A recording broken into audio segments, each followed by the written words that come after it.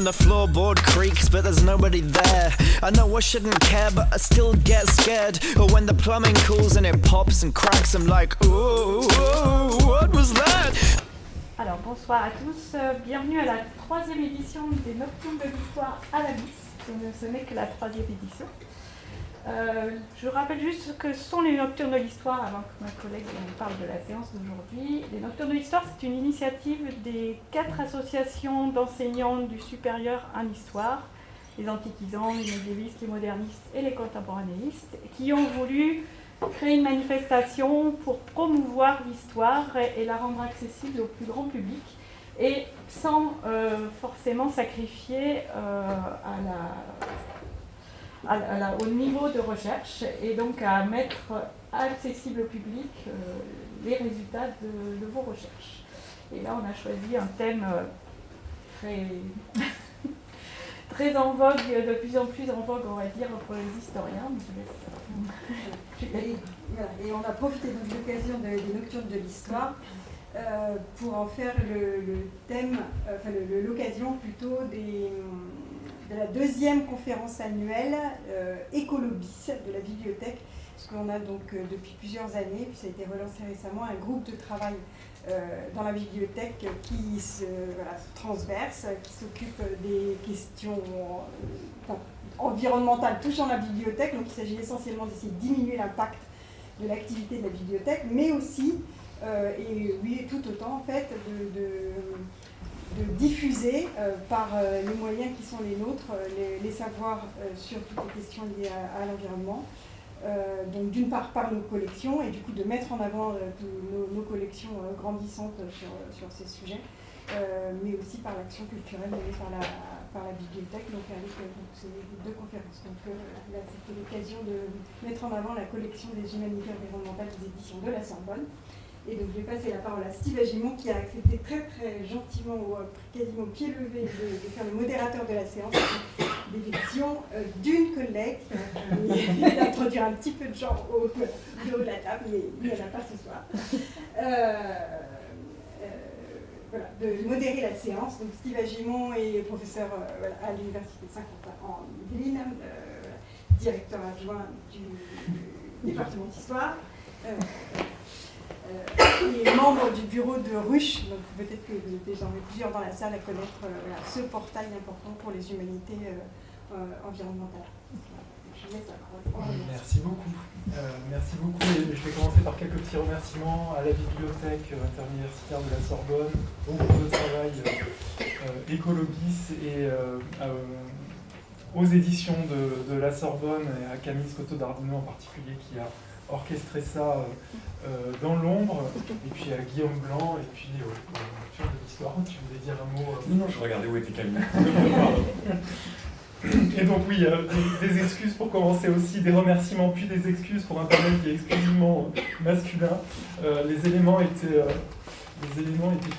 contre nous, peut-être que tu en diras un mot aussi, Guillaume.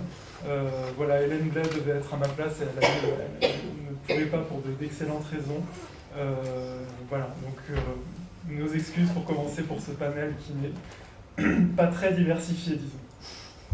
Je vais présenter rapidement les deux intervenants, les 2 auteurs qui sont là ce soir. Donc Guillaume Blanc, le directeur de la collection Histoire environnementale, qui est maître de conférence HDR en histoire contemporaine à l'Université de Rennes 2, spécialiste d'histoire de la conservation de la nature et de la colonisation, et qui est plutôt, disons, sur le versant social de l'histoire environnementale, si on considère qu'il y a plusieurs versants à cette histoire environnementale. Donc, dans la collection, tu as publié au tout départ une histoire environnementale de la nation, et tu viens de nous apprendre la manière dont ça s'était passé, une sorte de legs de Patrick Boucheron, et donc que tu as consacré une histoire comparée de 3 parcs nationaux au Canada, en France et en Éthiopie. Tu en diras peut-être un mot ensuite, qui est un ouvrage issu de ta thèse. Tu as publié ensuite beaucoup d'autres choses, avec une activité de recherche impressionnante, et parmi... ces livres n'ont pas eu beaucoup d'écho, mais il y en a un qui donne comme ça, mais il y a un truc qui s'appelle « Le colonialisme vert, pour en finir avec le mythe de l'Éden africain », publié chez Flammarion.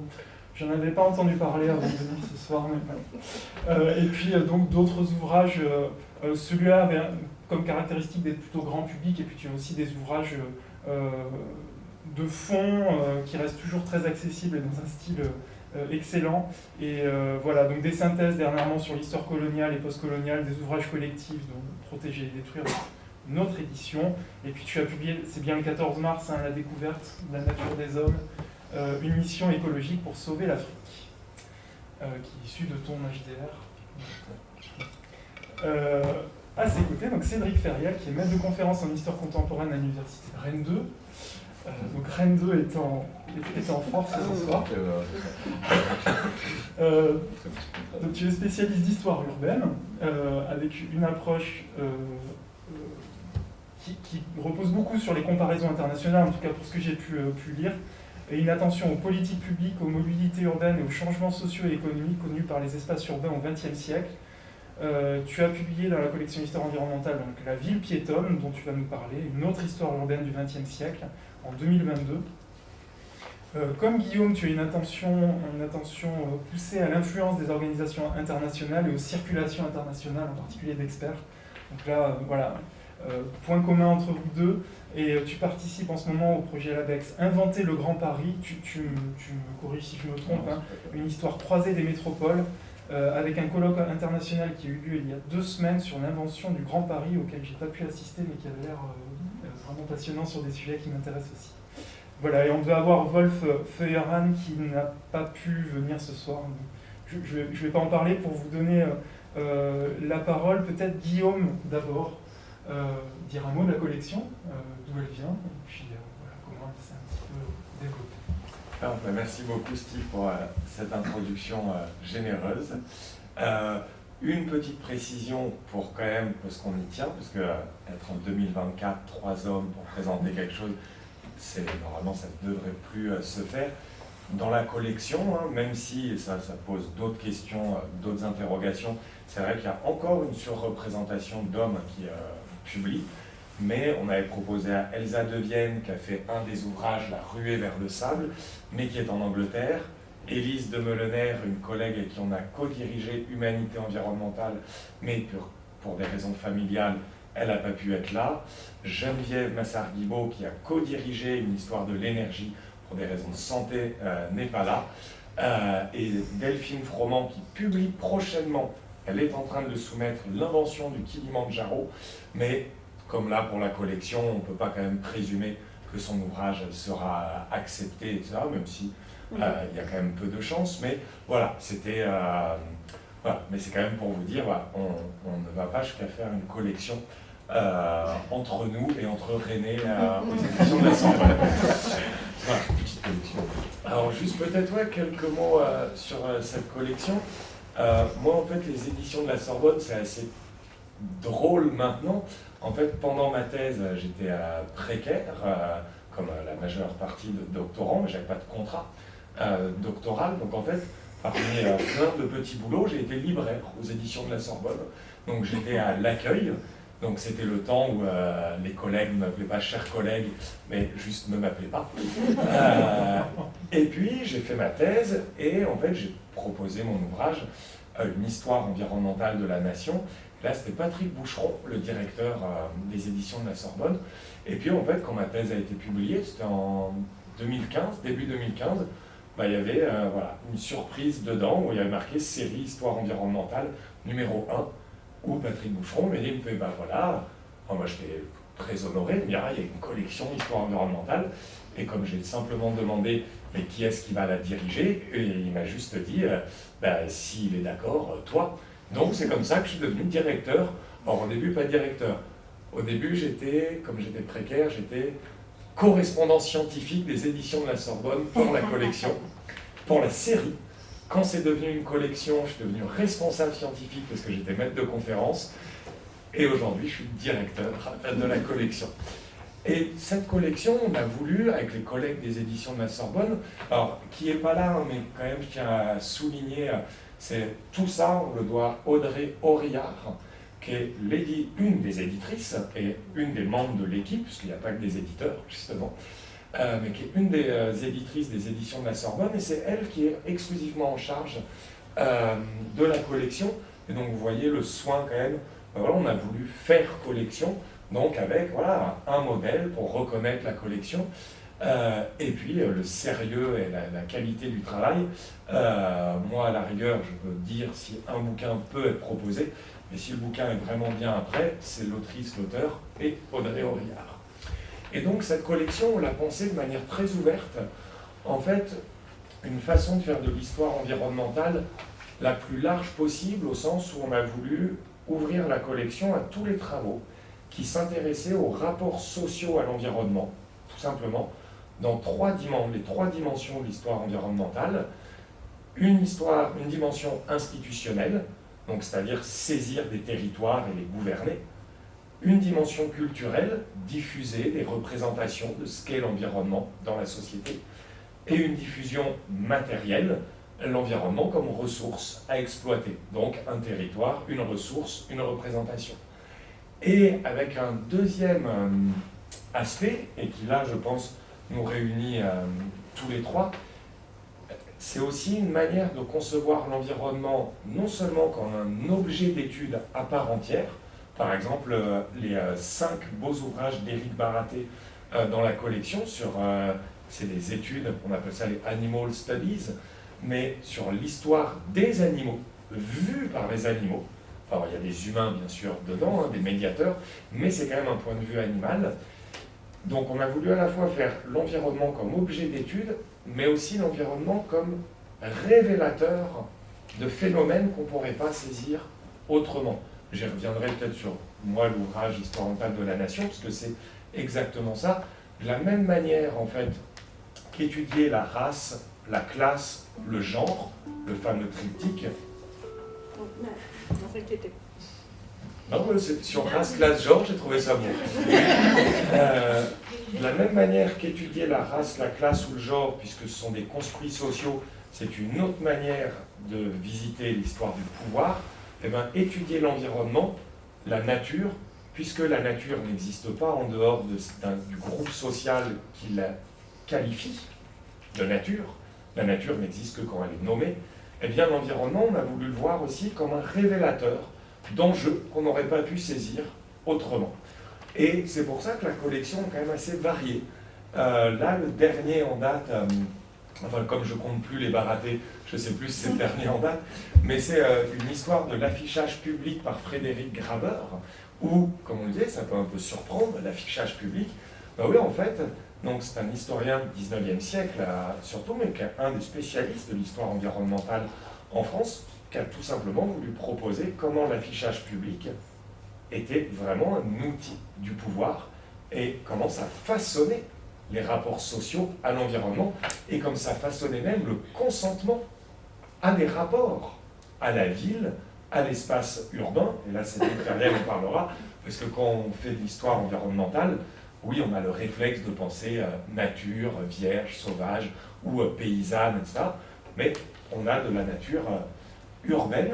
Je m'arrêterai là sur la collection et juste quand même pour faire l'inverse, c'est que Steve Agimon ne s'est pas présenté, mais pour dire que c'est pas pour rien, il est très sympathique d'avoir accepté au dernier moment, mais c'est quand même pas pour rien qu'on lui a proposé, c'est que Steve Agimon est historien de l'environnement, spécialiste, là tu me dis si moi je me trompe, de l'histoire des Pyrénées notamment, mais en fait spécialiste du tourisme et des rapports économiques, sociaux, culturels à la mise en tourisme, la touristification d'espaces dits naturels au XXe siècle, et puis de manière maintenant plus large sur les rapports des sociétés occidentales à la nature.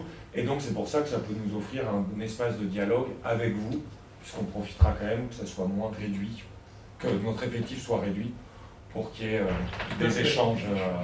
Voilà. Et les échanges ne sont pas forcément ville piétonne et la nation, etc. Oui, on va en parler, mais voilà, il y a d'autres choses. Merci Guillaume pour cette introduction et puis d'avoir un petit peu clarifié, parce que je disais, tu es plutôt sur le versant social de l'histoire environnementale, et en fait, voilà, hein, il y a bien cet environnement comme objet d'étude à part entière, et donc là, ce serait plutôt Éric Baraté dans la collection qui incarnerait ce courant-là, et puis il y a tous ceux qui étudient l'environnement comme construction, comme révélateur de rapports de pouvoir, et voilà, et dont on fait peut-être plutôt partie ici, même si l'autre courant évidemment offre un renouvellement de notre lecture de ce qui nous entoure absolument passionnant. Cédric, peut-être te passer la parole sur cette histoire de la ville piétonne, mais tout d'abord, une histoire de la ville piétonne, mais alors que cette ville piétonne, on pourrait penser qu'elle est quasiment toute récente, sans histoire. C'est ça, on pourrait penser qu'elle... Alors déjà, première fois, merci pour l'invitation, et aussi pour me proposer de m'exprimer sur l'histoire environnementale, parce qu'au sens premier, je me définis davantage par l'histoire urbaine que par l'histoire environnementale. Et en même temps, c'est en travaillant sur l'histoire urbaine que je me suis rendu compte à quel point l'histoire environnementale venait re-questionner plein de choses sur cette histoire urbaine. Alors c'est vrai que la notion de ville piétonne, il y a deux manières de la concevoir, c'est soit dire elle a toujours été, c'est-à-dire la ville a toujours été piétonne, soit ce qui moi m'a plus intéressé c'était sur les discours politiques ou sur les discours médiatiques, c'est dire que c'est un peu une invention du 21e siècle, c'est l'avenir de la ville, c'est de basculer, c'est de rompre avec la ville du 20e siècle, la ville des 30 glorieuses, la ville automobile, avec cette idée d'un point de bascule et de l'intervention décisive du politique et des mobilisations sociales qui pourraient aller avec. Alors j'ai essayé un peu d'historiciser cette notion, non pas juste de la présence de piétons dans la ville, mais de cette idée-là de piétonniser les villes, d'où ça vient ce type d'idée, est-ce que c'est vraiment indexé à cette idée de mobilisation environnementale ou pas, ou est-ce que ça relève d'autres choses. En fait, je me suis situé par rapport à deux courants qui là relèvent plus ici de l'histoire urbaine, je le réaffirme, plus que l'histoire environnementale. Le premier, c'était un courant qu'on pourrait dire qui s'inscrit dans une histoire de la planification de la ville, l'histoire de la fabrique de la ville, qui a été portée par toute une génération d'historiens qui sont toujours actifs aujourd'hui, mais à partir des années 90, à partir d'un appel d'Antoine Pro en 1999, qui appelait à une histoire urgente du temps présent des villes, mais avec un point de départ qui m'intéressait. Sa question, c'était pourquoi les sociétés détestent à ce point l'urbain. Et l'urbain récent, en fait, c'était la période 45-80, 45-70 essentiellement, qui était visée. C'est pourquoi nos sociétés haïssent à ce point leur ville.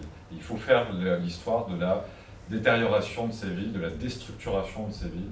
Et donc il y a ce récit extrêmement négatif de l'urbanisation, et surtout l'urbanisation des 30 glorieuses. Et puis il y a une autre histoire qui moi m'a intéressé, c'est l'histoire environnementale de l'urbain, qui elle a construit. Alors, au moment où j'ai commencé ma thèse, on commençait seulement à faire cette histoire environnementale sur l'après 1945, ça a surtout été fait sur le 19e siècle, mais qui a développé aussi une vision très négative de la ville. Il y a tout un courant en fait qui est quasi anti-urbain dans l'histoire environnementale, c'est la ville délétère, c'est la ville des pollutions, c'est cette contamination du monde, avec cette idée que c'est l'urbain qui en est responsable. Et je dirais que la dernière chose qui m'a intéressé, c'était l'ouvrage sur les 30 glorieuses de Pessit au-dessus, qui est paru maintenant il y a une dizaine d'années, c'était de 2013, quelque chose comme ça, qui relisait les 30 glorieuses comme 30 pollueuses, et donc voilà, toujours cette période finalement de l'urbanisation, passez-moi l'expression, de l'urbanisation dégueulasse, qui viendrait ici nourrir aussi plein de représentations. En fait, c'est pas juste en faire l'histoire pour en faire l'histoire, ça nourrit plein de représentations aujourd'hui sur la détestation des années 70 en urbanisme, et pendant assez longtemps, il y a la volonté de détruire les quartiers qui en étaient issus.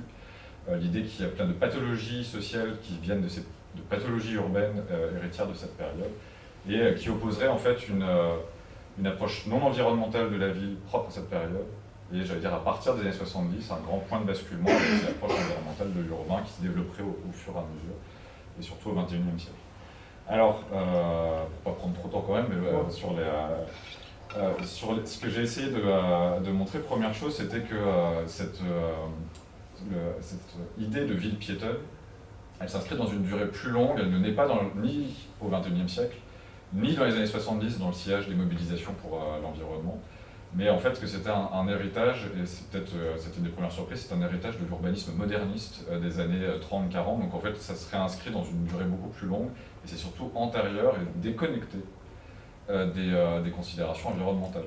Ça m'a donc amené à étudier le rhabillage environnemental de cette construction culturelle, parce que c'est d'abord une construction culturelle de l'espace du piéton, qui n'avait jamais été vraiment intellectualisée auparavant. C'est une construction qui date des années 30-40, mais autour de quelque chose d'autre qui est sur la déstructuration de la ville et la nécessité de lui redonner un centre un centre civique, un centre politique, un centre social. Et c'est quelque chose qui va se développer donc, dans les années 30-40 et qu'on va réutiliser le moment venu dans les années 70. C'est là où j'ai utilisé les archives notamment de l'OCDE dans les années 70, qui, au moment où cette organisation internationale fait, elle l'appelle vraiment comme ça, elle a fait son tournant environnemental, en 1970 exactement, vraiment sur cette année-là. Et notamment, elle crée, on pourrait dire en quoi l'OCDE vient traiter de l'urbain, l'OCDE traite comme d'indicateur économique essentiellement. Pour faire son marqueur environnemental, elle crée carrément toute une section sur l'environnement urbain. Et le premier sujet qu'elle décide de mettre à son agenda pour bien montrer à quel point elle n'est plus dans le quantitatif mais dans le qualitatif, elle traite d'environnement urbain et son premier sujet c'est exclure l'automobile de la ville. Et elle va réhabiller aux couleurs environnementales tout un argumentaire qui est issu de quelque chose qui est complètement différent. Donc ça c'était première piste à étudier de ce point de vue-là.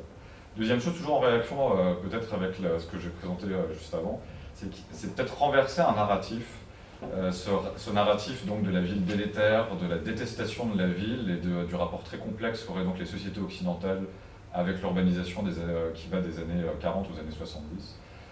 Parce qu'en fait, quand on fait l'étude de la piétonisation des villes, les gens se rendent compte que ça arrive très tôt. Ça arrive dès les années 40-50. Et c'est plus les mêmes acteurs en fait, c'est peut-être parce qu'on s'est intéressé à certains acteurs. L'histoire qui a été faite jusqu'ici sur cette période, elle insiste surtout sur l'intervention de l'État aménageur. L'État ne s'occupe pas de la piétonisation, en fait on voit revenir ici les sociétés urbaines et les pouvoirs urbains de manière locale. Donc c'est déjà aussi une autre histoire, en fait ils n'ont pas disparu, on connaît les élites urbaines du 19e siècle, on connaît les élites urbaines depuis les années 80 qui ont participé à la mondialisation, qui ont projeté leur ville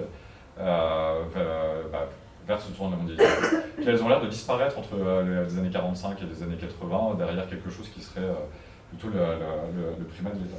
Alors c'est montrer en fait que cette histoire des villes piétonnes, elle montre, un, la présence de ces sociétés, et deux, plutôt l'amour qu'elles ont des villes en fait. C'est-à-dire que ces élites urbaines, elles investissent dans l'urbain, elles aiment l'environnement urbain lui-même, elles aiment les qualités de l'urbain, et elles ne tournent pas du tout le dos à la ville. Et j'allais dire, à la limite, elles détestent peut-être les représentations, elles ont tendance à dire on ne sera pas Paris, on ne sera pas New York, ou alors on saura prendre le tournant de l'urbanisation accélérée de cette période-là, mais pas comme l'a fait Paris, pas comme le fait New York, pas comme le fait Los Angeles. On réussira la modernisation, mais la modernisation réussie, heureuse, à visage humain. Et puis la dernière chose que j'ai essayé de montrer dans mon livre, c'était que finalement, la réflexion qu'il va y avoir à partir des années 70, notamment sur l'environnement et les critiques qu'il y a sur l'environnement, ça va amener à redéfinir en même temps, c'est-à-dire à la fois on redéfinit l'environnement, mais on redéfinit l'urbain dans l'autre sens. Il y a tout un travail de redéfinition de ce que doit être l'urbain.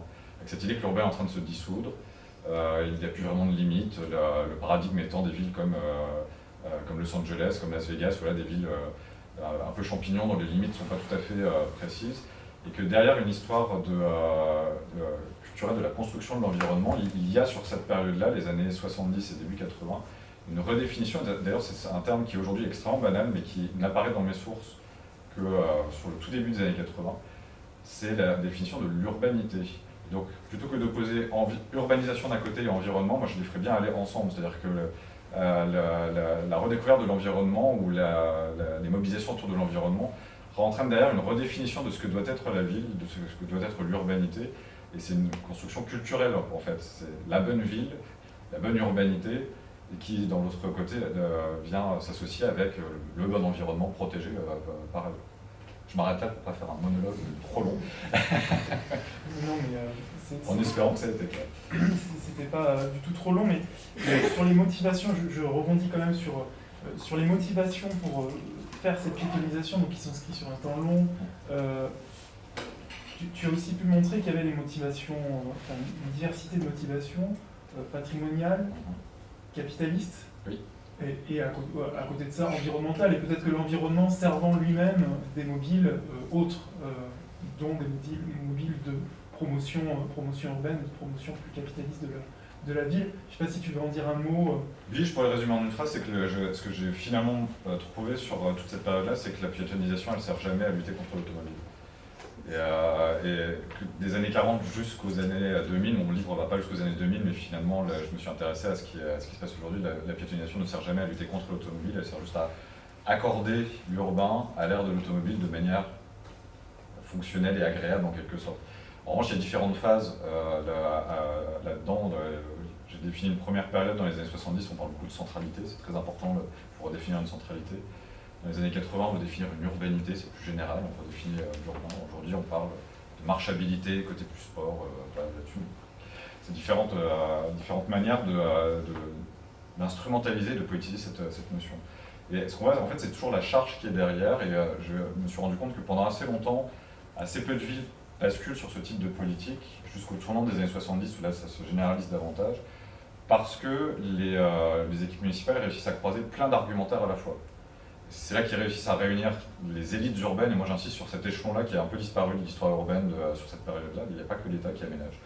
C'est pas que les grands ensembles, les villes nouvelles, et d'ailleurs une minorité de Français habitent dans ces grands ensembles, ça ne veut pas dire qu'ils n'existent pas, mais la minorité de Français habitent dans ces espaces-là. Ces élites urbaines, en fait, elles réussissent à dire la piétonisation, ça ne va pas être la lutte contre l'automobile, alors elles vont quand même servir, ça veut dire qu'il y aura moins d'automobiles à certains endroits.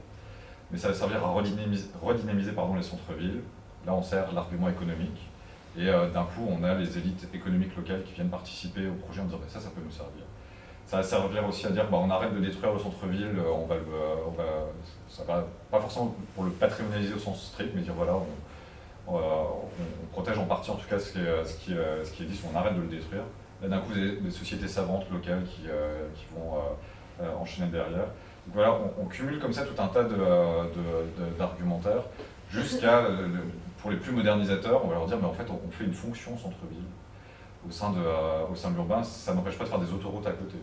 Donc je pourrais revenir là-dessus, mais ça permet aussi de commencer à discuter cette idée qu'il y aurait eu d'abord les bétonneurs des années 40 aux années 70, puis le tournant des conservateurs et des défenseurs de l'environnement et du patrimoine.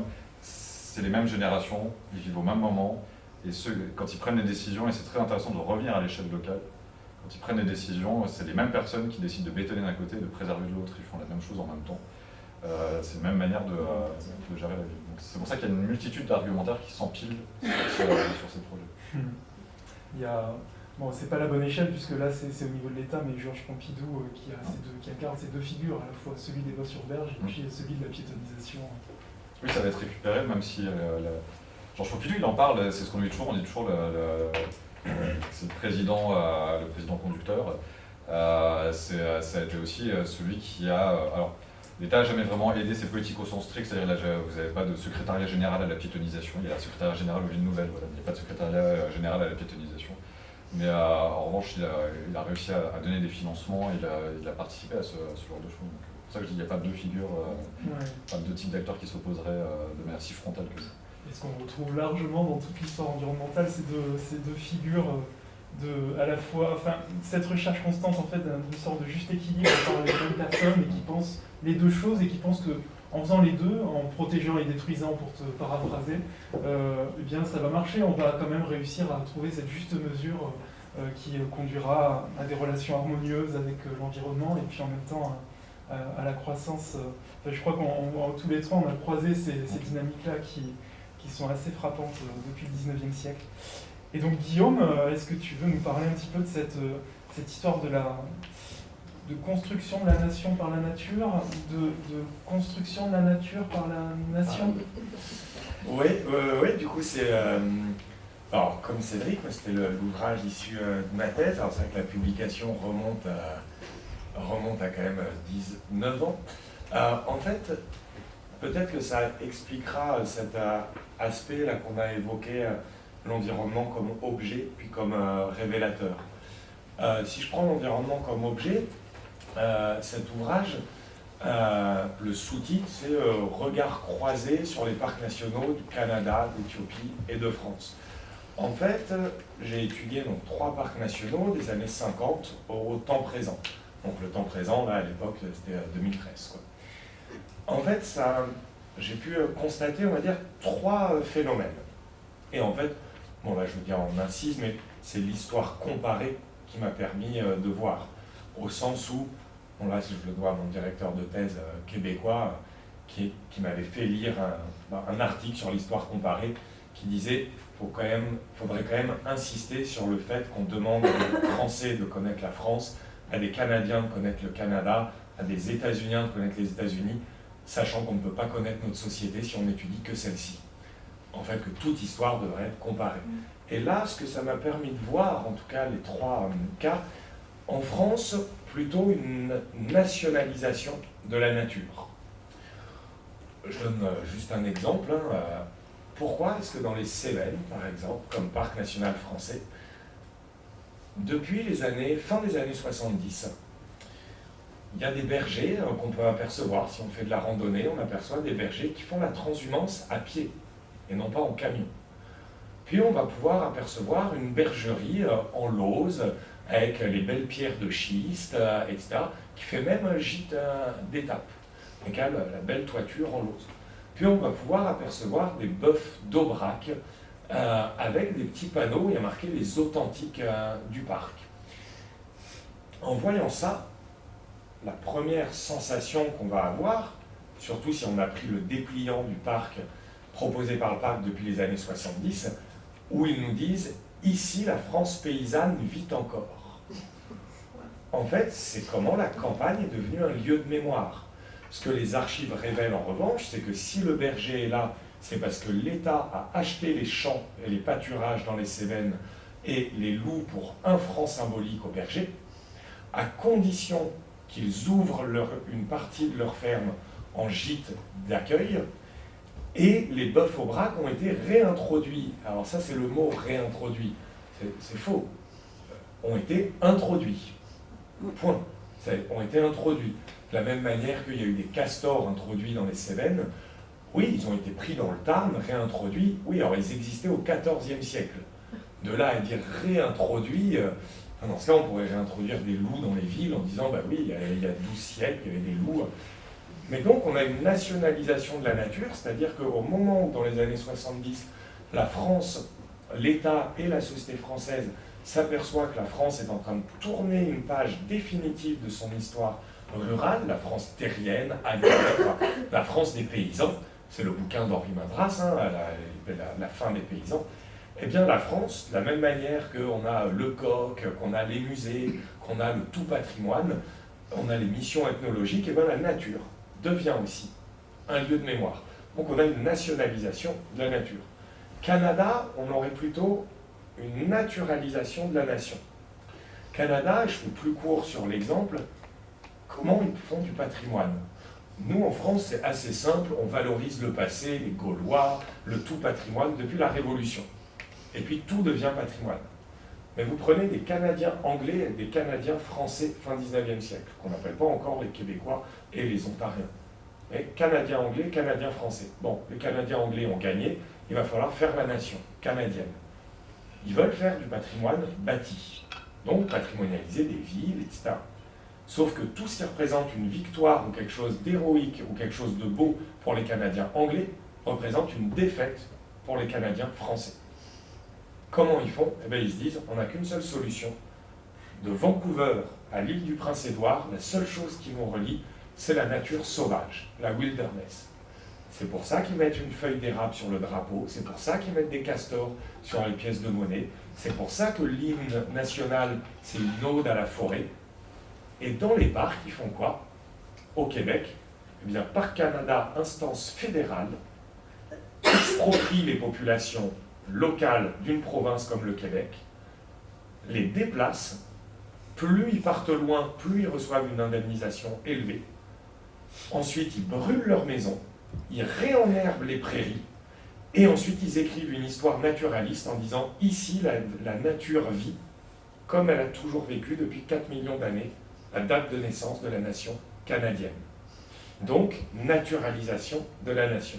Et on prend l'Éthiopie, et là, inversement, on pourrait dire une internationalisation de la nature, c'est-à-dire que la nature éthiopienne n'existe qu'au regard de son statut international. Le mot n'existe pas. En amharique, on va dire « tefetro », ça veut dire ce qui se crée et se recrée autour de nous.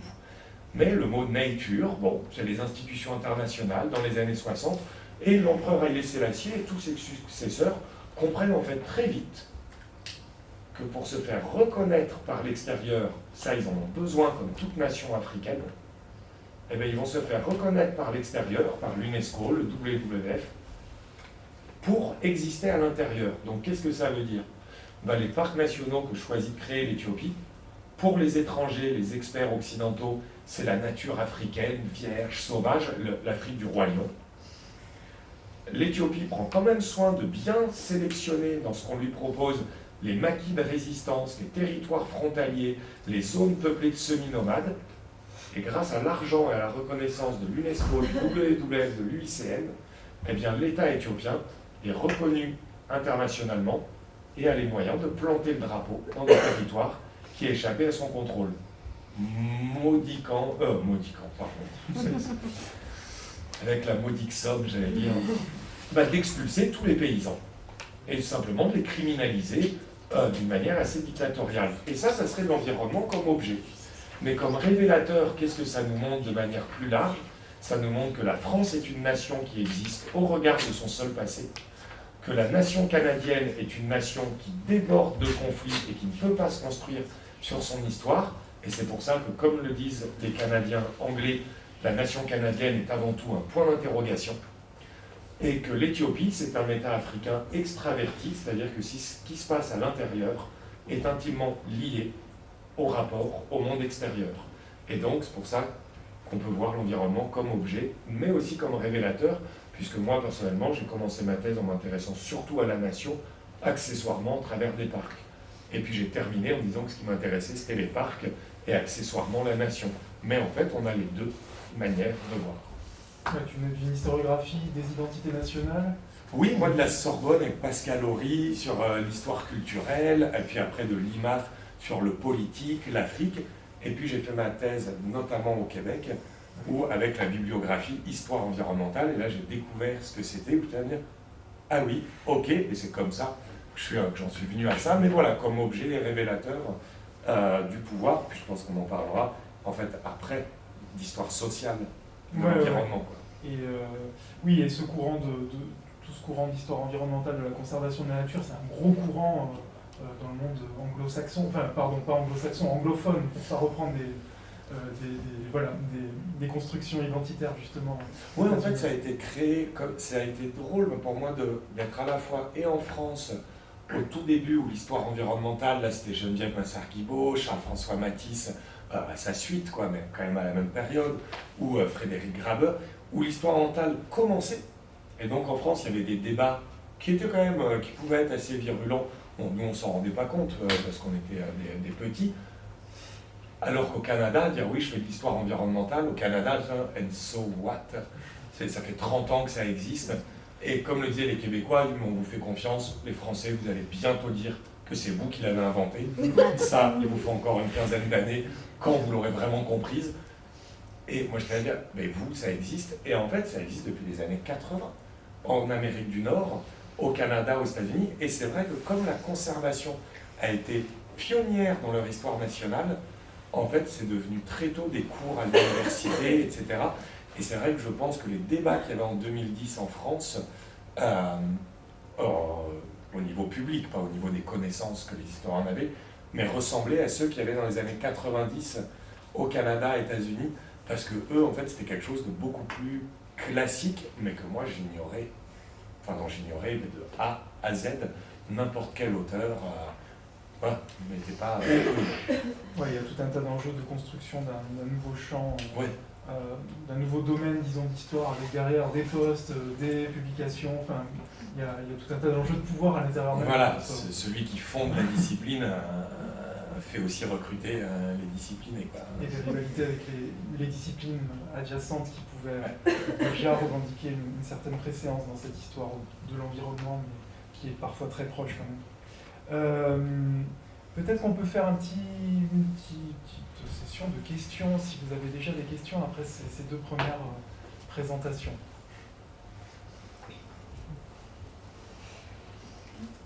J'ai une question sur la thématique de la ville urbaine et la consécration de nouvelles notions aujourd'hui. Donc vous avez parlé de la piétonisation, anciennement l'urbanité.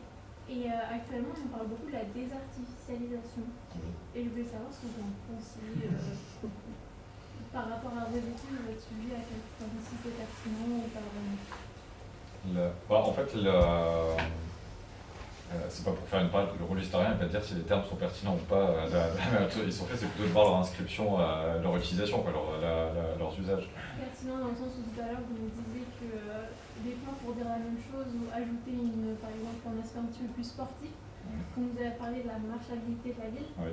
savoir en fait la désartificialisation, quel aspect ça reflète en fait de la visibilité de Nathalie, c'était ça un peu ma question. En fait, ça dépend où on la situe, c'est-à-dire si c'est plutôt sur les territoires périphériques ou si c'est vraiment sur les centres-villes, ça c'est plus rare quand même que ça soit fait sur les centres-villes.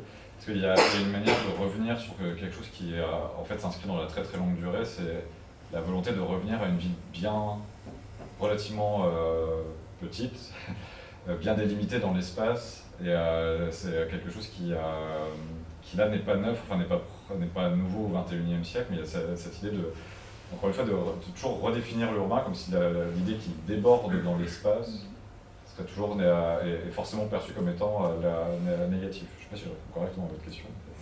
C'est dans cette idée-là, c'est la manière dont je le perçois, c'est ça, c'est sur le fait de toujours essayer de reborder l'urbain, dans cette idée qu'il doit y avoir l'urbain d'un côté et la nature de l'autre, ou la campagne, parce que là c'est plutôt cette opposition rurale-urbain.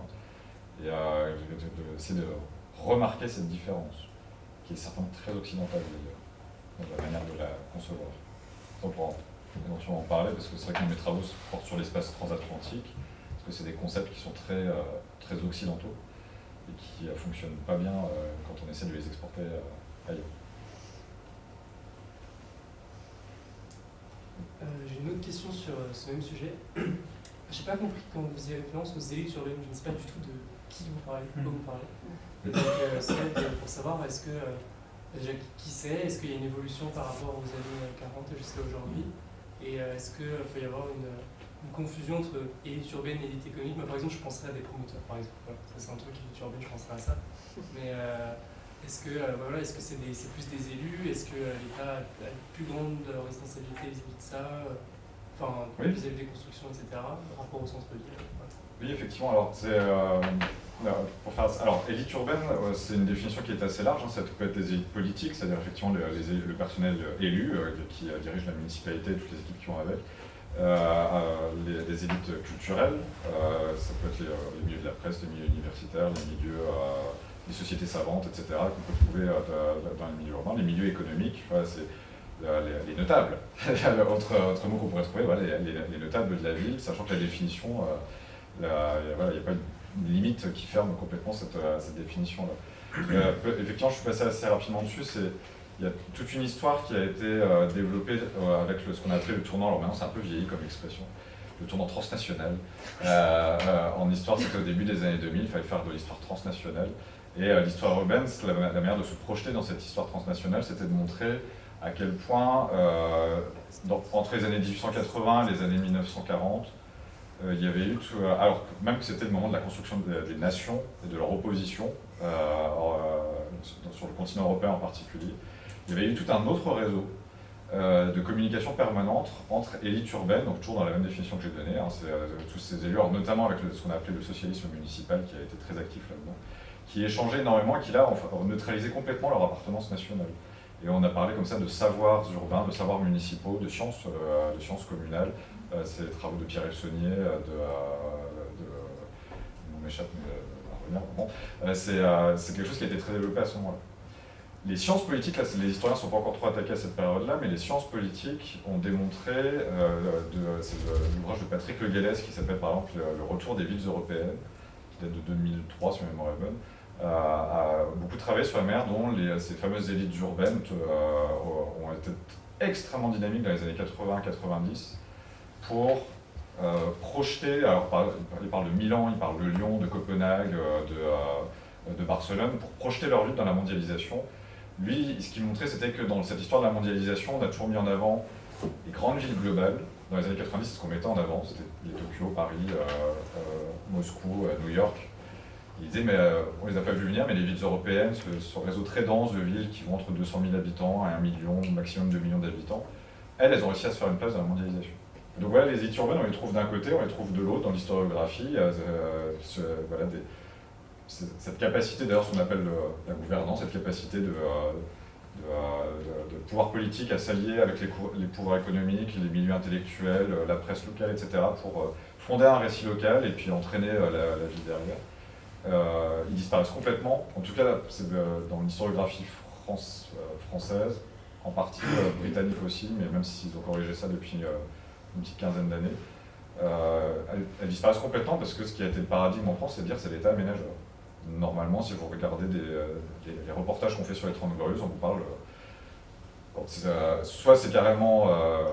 c'est un peu ennuyeux, on voit vraiment la planification, ou soit vous avez des trucs plus amusants, vous avez la déesse qui s'arrête avec des hommes de Paris qui arrivent et qui débarquent et qui donnent des ordres pour planifier des grands ensembles, et puis ils rentrent dans la déesse et ils repartent vers Paris dans l'autre sens. On a l'impression qu'il n'y a que l'État qui aménage. Et ça donne une lecture, et comme ces opérations sont des opérations qui souvent ont mal vieilli, et appartiennent aussi à tout un vocabulaire qui est celui de l'État. Dit autrement, notamment en France, ça a été le cas aussi en partie au Royaume-Uni,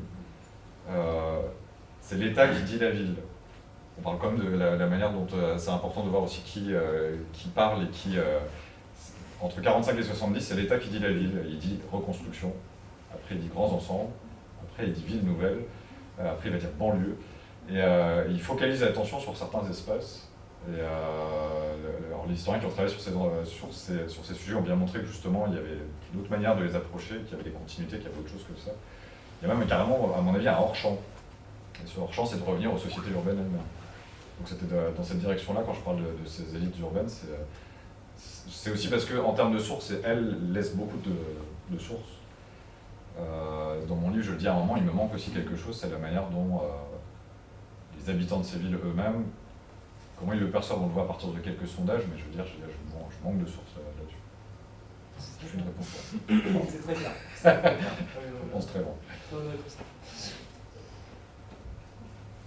J'avais une question plutôt pour rebondir sur vos propos, Guillaume Blanc. Bon, je ne suis pas trop capable de citer mes sources, mais j'ai beaucoup entendu aussi que cette histoire d'appropriation de la nature et d'espaces qui était au départ, un peu comme la mécanisme décrivée en Éthiopie, où en gros il y a une certaine élite économique ou du pouvoir de la société qui va s'approprier des espaces qui étaient au départ naturels, potentiellement autogérés pour mieux gérer. Ça vient un peu avec l'émergence de systèmes économiques comme le capitalisme. Vous décrivez que en fait, la construction des parcs naturels, ça dépend aussi de l'identité nationale des pays. Comment est-ce que vous faites le lien un petit peu entre à la fois cette dynamique globale du système capitaliste qui essaye de s'imposer un peu dans les différents pays et ces différences qu'il pourrait y avoir au sein des pays de cette appropriation de territoire naturel? C'est hyper intéressant comme question. En fait, je dirais la conservation, ça va main dans la main avec le système capitaliste, en dehors de toute opinion politique, personnelle ou autre, qu'on le veuille ou non, le capitalisme détruit les ressources. C'est un fait.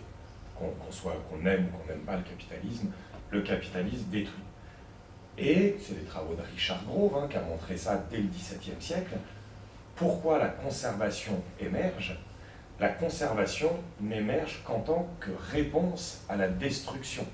Si on a les premières mesures de conservation dans les îles qu'on appelait les îles du paradis au XVIIe, XVIIIe siècle, les Mascareignes, Sainte-Hélène, la Réunion, et puis on va jusque dans l'océan Indien, c'est parce que on va dire des naturalistes, pour faire vite, ont alerté les administrateurs coloniaux en leur disant attention, toutes ces îles qui servaient en fait de base de ravitaillement aux bateaux qui faisaient la route de l'Inde, enfin la route des Indes, avec 18 guillemets, mais comme c'était pour du ravitaillement en bois, pour du ravitaillement en eau, pour du ravitaillement en fruits, etc., eh bien les scientifiques ont dit mais tout est en train d'être détruit, la forêt, les sols, etc. Et du coup ils ont dit il faudrait mettre en place des mesures de conservation, dans ce que la conservation veut dire au sens propre du terme, conserver pour pouvoir exploiter durablement. Et c'est comme ça qu'on a eu des réserves forestières, qu'on a eu des canaux d'irrigation, de l'alternance dans l'exploitation, bon, etc. Ça, c'est vraiment, qui dit protection, dit destruction.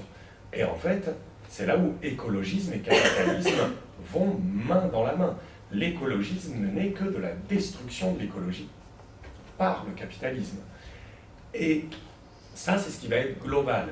Et même si on simplifie, le modèle parc national, c'est la partie émergée de l'iceberg. Après, il va y avoir plein d'autres formes de conservationnisme. C'est juste que les parcs, c'est du coup très facile à voir. Les parcs, ça illustre tout à fait la chose.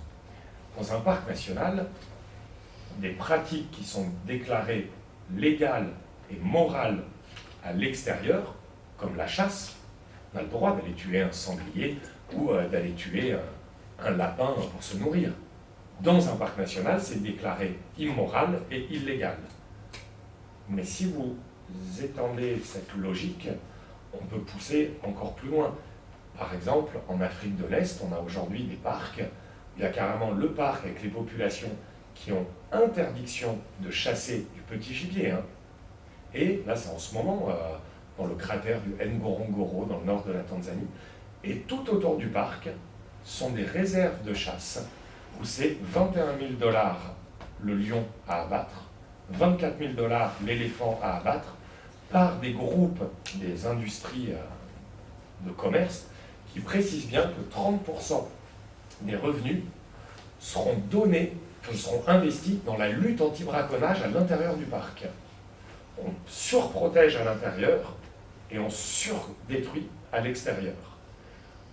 C'est ce qu'on retrouve 19e siècle, 20e siècle. En revanche, il va y avoir des spécificités nationales selon chaque pays. Parce que ça serait faux et pour nous anti-historique, on va dire, de croire que parce qu'un modèle est le même, que toutes les situations sont reproductibles. Non, parce que justement, la manière dont les Maasai résistent, s'adaptent, négocient, c'est pas la même manière dont les Baka du Cameroun résistent, négocient, s'adaptent. La manière dont les dirigeants tanzaniens construisent le socialisme ou le Jama en Swahili, c'est pas du tout la même manière dont Mobutu a construit le Zaïre avec cette ethnicisation de 250 peuples, parce qu'on aurait 250 affluents. En fait, il va y avoir ensuite des différences selon chaque société.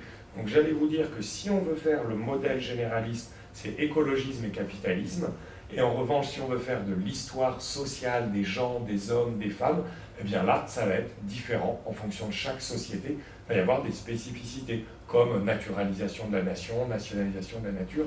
Donc c'est là que moi je trouve ça intéressant, si on fait du transnational ou du comparatisme, face à un même système, toujours des situations différentes. J'allais dire, c'est ça qui est chouette, l'histoire environnementale, face à une même prairie, 18 rapports sociaux différents, et en fait 18 prairies différentes, quoi. Mais voilà, c'est, si jamais cette question vous intéresse, Richard White, comme historien, qui dit, pour paraphraser James Scott, qui disait « Seeing like a state », et est-ce que c'est Richard White, il a dit « Seeing like a river », et quelqu'un d'autre qui a dit « Seeing like a sea ». Mais en fait, on peut penser aussi comme une rivière, mais juste on va voir que la rivière va être différente selon chaque société. Voilà.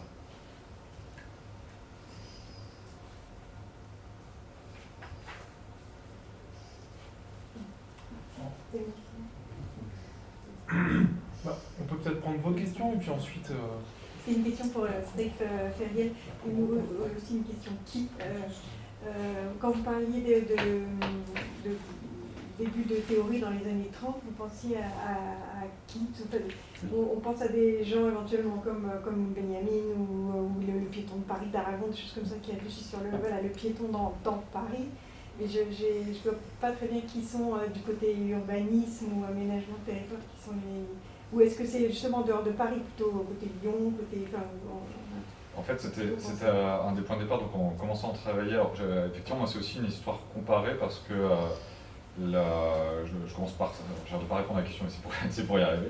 C'est aussi une histoire comparée parce que quand j'ai commencé mon travail, c'était en master. Et c'était que sur la France, et en fait j'étais bloqué dans des conceptions françaises qui disaient piétonisation égale patrimoine, voire égale restauration de la ville, d'un état médiéval de la ville. Et ça me satisfaisait pas parce que c'est pas ce que j'observais dans les projets que je travaillais. Et en me penchant sur des sources britanniques, j'ai vu qu'au Royaume-Uni, c'est vraiment vu comme étant quelque chose sur la lutte contre l'automobile. Et aux États-Unis, parce qu'il y a eu tout un phénomène de piétonisation des villes aux États-Unis qu'on a un peu oublié dans les années 60-70, sauf qu'après, eux, ils ont dépiétonisé. Ils ont piétonisé, puis après, ils ont dépiétonisé. Quand ils font ces opérations là, aux États-Unis, c'est vraiment perçu comme étant le marqueur du consumérisme, comment la ville se transforme autour du consumérisme. C'est comme dingue que le même type de projet et des identités, c'est différent. C'est pour ça que je vais essayer de remonter vers la théorie en me disant mais d'où ça vient, parce que en France, donc, parfois en Europe, en Italie, c'est un peu la même chose, parfois en Allemagne, c'est-à-dire on revient à la ville médiévale, on rétablit ça, et parfois, alors je sais qu'à Paris, ça se sent moins du fait que c'est une ville polycentrique, mais dans des villes plus petites, le type Rouen que j'ai étudié, ou Norwich au Royaume-Uni, on a vraiment ce sentiment presque de revenir dans un conservatoire, de ressentir la ville du passé. Et en fait, là, je me suis rendu compte que les pouvoirs urbains eux-mêmes s'inspiraient d'opérations de la reconstruction ultra-moderne, type Rotterdam, le centre-ville de Rotterdam, qui a été entièrement reconstruit, c'est ultra-moderne, et c'est une dalle piétonne qui est au milieu. C'est type les villes nouvelles, les New Towns britanniques, c'est la même chose, c'est ultra-moderne, il y a une dalle piétonne qui est au milieu. Et les architectes qui font ça appartiennent au mouvement moderne, c'est le fameux SIAM, auquel appartient Le Corbusier par exemple. Dans ces milieux-là, c'est plutôt du côté, alors là, je reprends anglo-saxon, désolé, mais le milieu anglophone, on va dire, qui va définir dans les années 40, juste après, en fait on est resté en France beaucoup sur l'idée qu'il y a la charte d'Athènes de 1933, qui est publiée en 1943 par Le Corbusier, mais lui il politise le texte quand il le fait, il se positionne pour la reconstruction de la ville fonctionnelle, dans laquelle d'ailleurs il n'y a pas de centre-ville. On habite, on travaille, on circule et on se recrée, c'est la quatrième fonction, c'est bien ça, c'est recréer, on se recrée dans des espaces, Et dans le monde anglo-saxon, pendant les années 40, ils vont penser une sorte, alors jamais statut, mais une sorte de cinquième fonction, qui va être, ils disent, il manque un truc, c'est la fonction civique de la ville. Et ils le font notamment dans l'univers, dans le monde anglo-saxon, à partir de, quand même, du constat de l'effondrement de l'Europe pendant la Seconde Guerre mondiale. C'est-à-dire comment une civilisation a pu à ce point s'effondrer et mener à une telle catastrophe civilisationnelle humaine. C'est-à-dire que, puisqu'on en revenait au modèle capitaliste, la ville ne peut pas être juste la reproduction du travail, elle ne peut pas être juste une addition de fonctions mécaniques en quelque sorte. Ça ne peut pas être juste un taux d'ensoleillement pour les êtres humains dans des immeubles et un accès à l'air, il y a ça évidemment, mais aussi cette dimension culturelle et sociale et politique de la ville. Et c'est là qu'il y a une réinvention, comme on dit, on réinvente l'environnement, et on réinvente, c'est pour ça que je dis qu'on réinvente l'urbanité, on réinvente la notion même de ville. On va puiser à tout ce passé, et donc il y a un SIAM qui est complètement oublié, en France notamment, qui est le SIAM de Dresden, qui se tient en 1951 au Royaume-Uni, où là on voit tous ces architectes qu'on connaît, normalement ultra-modernes, ressortir des photos de Venise et des places de Venise, ressortir beaucoup de vues sur l'agora grecque, le forum romain, les ruines, la ville traditionnelle tout simplement, enfin la ville historique. Et tisser tout un discours dans lequel ils essaient de croiser leur théorie des années 30 avec cette dimension civique. Il n'en émerge aucun modèle en soi, mis à part une chose, c'est qu'ils disent à la fin, il faut qu'une ville ait un centre. Ce centre, c'est le lieu de la rencontre entre les êtres humains. Donc ce centre doit être piétonnier. Ils ne disent pas exactement à quoi il doit ressembler précisément. En fait, ils pensent plutôt à une dalle piétonne. Et ça aura tellement de succès dans les villes de la reconstruction que des villes qui, elles, n'ont... C'est bizarre ce que je veux dire, qui n'ont pas eu la chance d'être détruites, c'est-à-dire qui n'ont pas cette possibilité de reprendre à zéro leur centre-ville, vont, mais Copenhague fait ça du jour au lendemain, mais pas du tout de manière visionnaire, ils essaient juste de reproduire quelque chose qu'ils ont vu et qui fonctionnait assez bien dans les villes de la reconstruction, via des exemples allemands qui sont un peu mixtes de ce point de vue-là. Donc c'est une sorte de glissement par réappropriation, mais d'idées qui viennent vraiment des théories modernistes les plus, qu'on dirait à l'origine être les plus opposées à l'imaginaire qu'on pourrait se faire de la ville piétonne. Pour moi, ils viennent d'une même origine, et de transformation qui s'opère dans le temps. Et on prend une dernière, on refera une session de questions après, mais vous leviez la main depuis un petit moment. Donc c'est en lien un petit peu aussi. Donc vous évoquez, si j'ai bien compris, une piétonisation plutôt que ce qu'on pourrait s'imaginer de prime abord dès les années 30-40, enfin, en tout cas l'idée. Et est-ce que il y a eu avant ça, ou en même temps ou avant, une idée de dépiétonisation, enfin assumée telle qu'elle, parce qu'on sait qu'elle s'est faite, mais est-ce que ça a été un projet pensé, est-ce qu'il y a eu des mots sur le sujet, enfin, est-ce que ça vous a intéressé aussi? La dépiétonisation des espaces qu'on a piétonisés, vous voulez dire, c'est ça? Non, qu'on suppose être plutôt piéton à l'origine, avant l'automobile.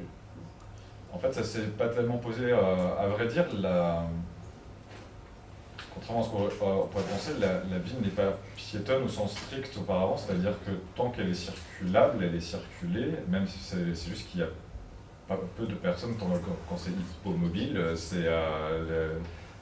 on circule tant qu'on y arrive. Vous avez des descriptions de Jean-Jacques Rousseau, par exemple, qui montrent des accidents dans Paris, voilà, parce que c'est pas régulé. Donc, il n'y a pas cette idée tellement... Enfin, ou alors, là, on rentre sur autre chose, c'est le 19e siècle qui taille dans la ville pour faire passer les circulations. Vous avez beaucoup ça dans Paris, les fameuses percées, c'est archi connu de ce point de vue-là. Donc, c'est pas tellement... il n'y a pas cette idée de dépiétoniser, parce que la ville n'a jamais été au sens strict, elle n'a jamais été vraiment piétonne. Vous avez, c'est juste pour faire un parallèle sur la longue durée, vous avez comme ça des travaux sur Montméchat, qui travaille sur la promenade, Laurent Turcot. Oui, Laurent Turcot, qui a travaillé sur le promeneur à Paris et la notion de promenade à Paris au XVIIe siècle. Il montre qu'il y a des espaces qui sont dédiés pour ça. Vous avez le cours La Reine, vous avez des boulevards qui à l'époque sont la bordure de Paris, et c'est des espaces qui sont fermés à la circulation. Ils sont faits, ils sont réservés. Ils montrent d'ailleurs la mainmise de l'aristocratie sur la ville. C'est le lieu de représentation par la promenade. C'est une codification même du corps dans la manière de le faire. Là, ces espaces de représentation, c'est le boulevard qui ceinture Paris et le cours La Reine. J'allais dire que le boulevard type 19e siècle, lui, il va montrer comment la bourgeoisie se met en scène.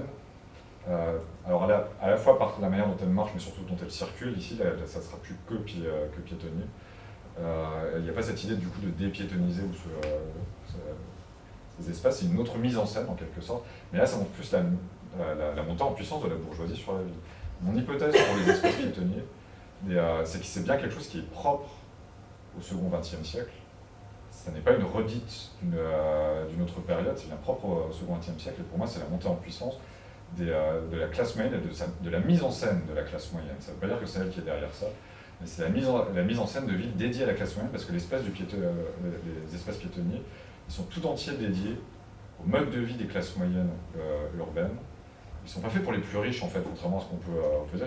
Les plus riches, surtout à l'époque, moi je vois dans mes sourcils de demande, à arriver en voiture, je suis devant la porte du restaurant, et il y a hors de questions qui marchent. Donc c'est pas dédié à ces ultra-élites, en quelque sorte. C'est l'espace de mise en scène de la classe moyenne, de société démocratique, égalitaire, et de société d'abondance. C'est leur espace. C'est peut-être la marque qu'a laissé cette période-là dans nos villes, c'est que ces espaces mettent d'abord ça en œuvre. Pour moi, c'est des espaces qui témoignent de quelque chose. Vous verrez des espaces piétonniers, vous ne les regarderez plus de la même manière. Mais il y a plein de normes derrière, aussi sur comment on doit se tenir dans ces espaces piétonniers, puisque le principe même, c'était étudié par des sociologues, c'est les normes de classe moyenne, en gros pour le dire concrètement, de classe moyenne blanche, qui est plutôt d'accord en politique et qui disent qu'en tout cas le débat politique se fait toujours de manière très apaisée, dans lequel il ne doit pas y avoir d'expression politisée, on ne doit pas manifester dans la rue piétonne, vous voyez, il y a plein de normes qui sont derrière. Donc il y a aussi un discours normatif sur l'urbain. Quand je disais redéfinir l'urbanité, il y a aussi un discours normatif sur comment on se conduit en ville dans ces espaces.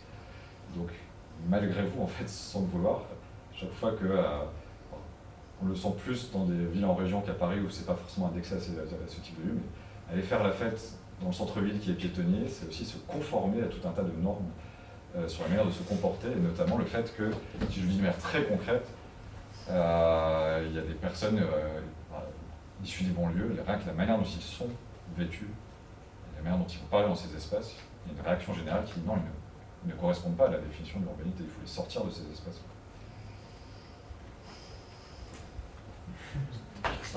Oui, hein. Donc là, difficile de faire la transition avec... Je suis éloigné de l'histoire environnementale.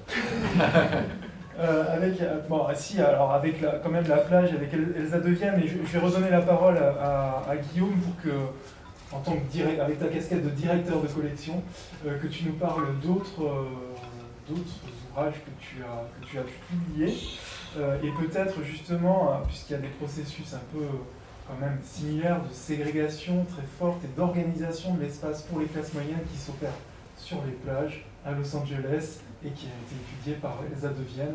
Et donc peut-être tu veux nous dire un mot. Oui, c'est vrai que ça fait en plus une bonne transition pour le coup sur qui correspond ou pas à un espace, parce que finalement pour l'environnement, on décide de qui a le droit d'accès, qui a le droit de définir, etc. les accès. Et Elsa Devienne, c'est un des ouvrages, donc La ruée vers le sable, elle a fait une histoire des plages qu'on connaît toutes et tous. Venice Beach, American History X, Malibu, etc. Et elle a montré comment ces plages de Los Angeles, qui étaient des grèves, des gravières, dont personne n'en avait quoi que ce soit à faire dans les années 10, 20, et ça a commencé dans les années 30, en fait, avec des architectes, des urbanistes, etc., et qui se sont mis à installer d'abord des promontoires, etc., puis avec toute une ingénierie en fait territoriale d'abord sur comment créer un espace de loisirs récréatif. Mais en faisant ça, donc après c'est le boom d'aménagement dans les années après la guerre, après les années 40-50, elle a montré qu'il fallait donc correspondre aux envies d'une classe moyenne. Et donc la mer, c'est voilà, elle a une manière, là je n'arriverai pas à la paraphraser, mais donc, elle a une manière de l'expliquer où elle dit ça correspond à quoi? De beaux corps, donc des corps bronzés, huilés, etc. De belles pratiques, on l'a tous fait, clairement le monde sur la plage se divise en deux catégories. Ceux qui ont les tablettes de chocolat ou qui ont le bikini bien fait, ou ceux qui ont le gras du bide, et elle l'explique en disant, eh bien ça, c'est une manière d'être et c'est une manière de se montrer. Et que la plage est une manière d'exister socialement aussi. Et il faut voir, pour nous aujourd'hui, la plage, c'est la plage. Dans les années 50-60, pas du tout. Et elle le montre, Elsa Devienne, dans une société où les pubs, c'est encore quel aspirateur pour être quelle femme au foyer, c'est aussi une libération ou une manière de casser des codes de genre qui vont être assez incroyables. Mais tout ça, et c'est là où elle le montre, la plage est censée correspondre à une classe moyenne, à ses envies, mais surtout à sa peur. Parce que sa peur à la classe moyenne, c'est que sur la plage, ça ne soit pas une classe moyenne bourgeoise blanche. Et donc les plages vont fonctionner aussi comme un outil ségrégatif. Parce qu'il ne faut pas oublier qu'il n'y a pas encore les droits civiques, etc. aux États-Unis dans les années 60. Et donc, Elsa Devienne nous fait, par rapport à cette plage, à ce sable, à ce que ça peut représenter, elle nous montre en fait aussi comment des populations, alors elle le dit elle-même, elle va les appeler populations noires et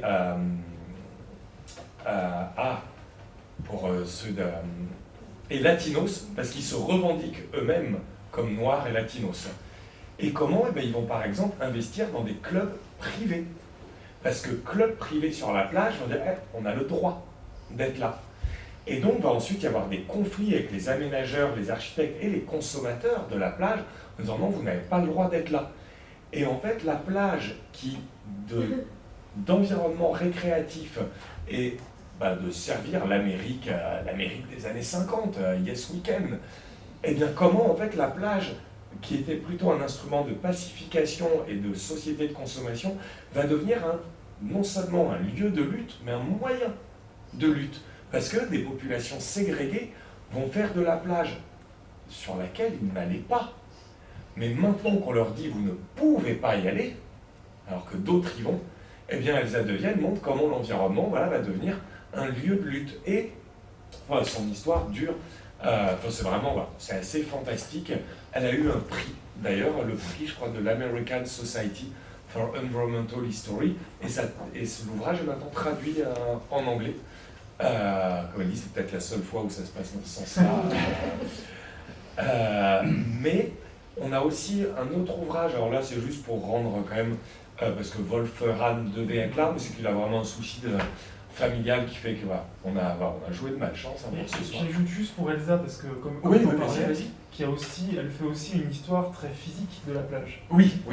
Et comment la plage, elle complique, et quand même la plage, elle se laisse pas faire en fait. Hein. Il y a des projets d'aménagement de ces plages, d'amélioration de ces plages à partir des années 20-30, et ça marche pas. Et donc il faut lutter en permanence, ramener du sable, détruire des dunes, des milieux très fragiles qui sont détruits pour alimenter en sable cette plage qui échappe aux aménageurs. Voilà. Non, mais tu as tout à fait raison, il faut insister dessus, elle montre que l'environnement est quand même rétif. Voilà. Eh ben, je laisse mais elle le met sur l'eau aussi. La mer, on n'en fait pas ce qu'on veut, même sur une plage. Et non, voilà, c'est vraiment, c'est extrêmement intéressant. Il y a un aspect que j'aime bien dans ce livre, c'est parce que c'est la connexion que je vois avec mes travaux, c'est la construction de la plage comme espace public. On passe de l'environnement à un espace public, donc forcément, ça m'intéresse. Mais en fait, je crois que là-dedans, on a vraiment l'objet de la collection de dire, on va dire, lui il fait l'histoire urbaine, lui il fait l'histoire de l'Afrique, lui il fait l'histoire du tourisme, et tout ça. Non, en histoire environnementale. Non, pas encore, il a été chez le FIFAD. Qui est une autre très belle collection, quand même, on peut dire, de Charles-François Matisse, qui est à Champvallon, L'environnement a une histoire.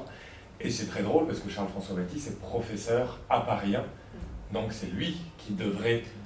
Et comme on s'entend très bien, parce que c'est impossible de ne pas s'entendre avec quelqu'un comme Charles-François Matisse, et en fait, du coup, on rigole parce que certains bouquins disent « Ah non, ça c'est toi qui l'as eu, ah non, je le voulais, etc. » Mais juste pour Wolf Rahn, qui est là, et Élise de Meulener, qui aurait dû être là, ils ont co-dirigé, j'étais dans les co-directeurs, c'était le deuxième en fait de la collection, Humanité environnementale.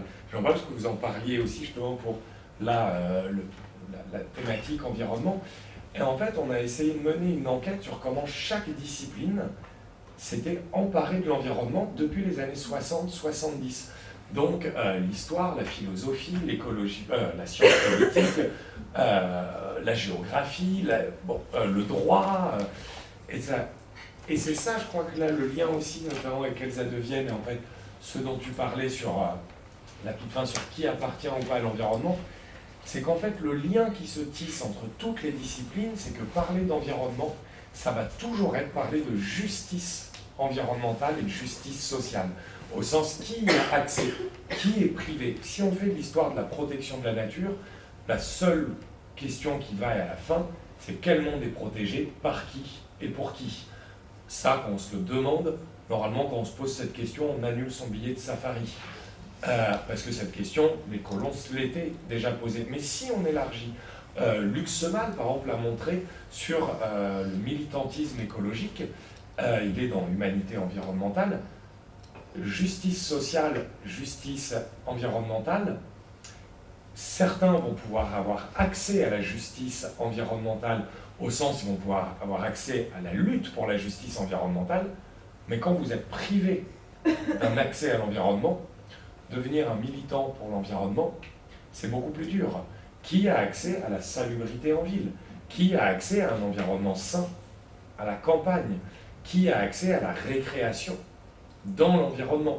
Et en fait, cette histoire environnementale qui est à la fois une histoire sociale, c'est quand même un des points.